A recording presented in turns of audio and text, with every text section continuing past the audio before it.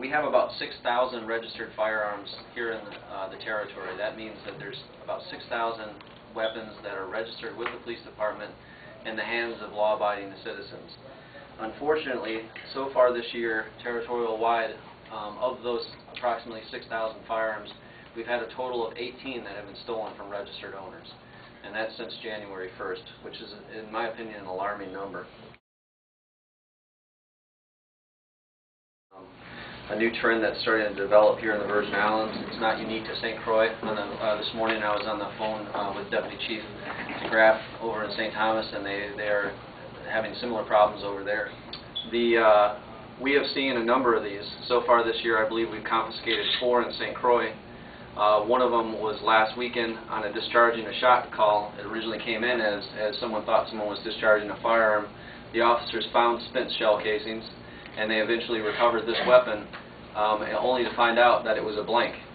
Now, we know that there are individuals that acquire these weapons very cheaply here in St. Croix. They can buy them from local vendors, and we know that because they are so realistic, most people, unless they were to inspect it thoroughly, wouldn't even know it was fake.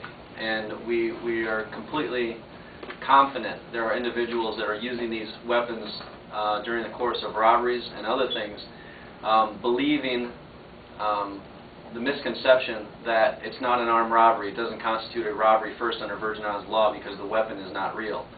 I'm here to tell you that that is a misconception. If you use one of these weapons, one of these blanks in a robbery, we will charge you with robbery first, and we will get the same prosecution for this as if it is real.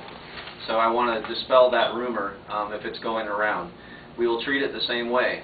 Now, my biggest concern with these weapons is I actually was involved in a traffic stop last week, and there was an individual that had, and I believe we have the weapon up here, this weapon sitting in a holster in between his seat. Now, I treated him, unbeknownst to me, the weapon was fake. When I looked at it, even when I examined it in the dark, I still thought I had a real weapon. It wasn't until my forensic officers arrived on the scene that I realized that the weapon was a blank. It fires a blank round. And again, it has a magazine in the wheel well, or in the well, that holds blank rounds. When you discharge it, you chamber around the same way.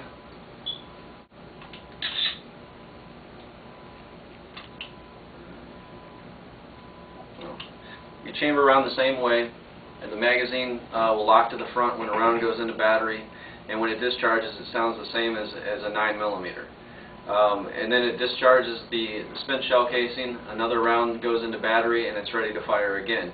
The only difference between this weapon and a real weapon is a projectile is not expelled from the gun. That's the only difference. Now, we don't suggest that anybody take for granted that if they're being held up, they may be held up by a fake gun. You have to treat it as if it's real, but certainly we are concerned with these weapons hitting the street of St. Croix and St. Thomas and all the Virgin Islands, and we're appealing to, I guess, the good nature of the vendors who are selling these to stop.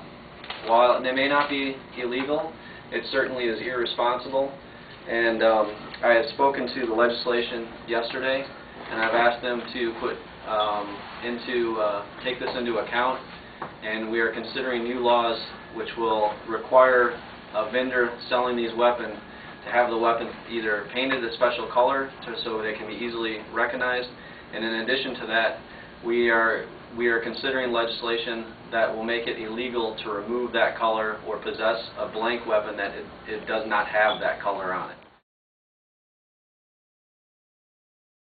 And they've told Mom and Dad it's not real. They've showed them the blanks, and Mom and Dad feel it's okay to possess those. I would appeal to the parent out of the hands of your children. If they were to discharge one of these weapons, the officers would not know the difference between that and a real weapon. And if the extremely unfortunate thing were to happen and one of those firearms, one of these blank firearms was pointed at an officer would probably take the life of your child.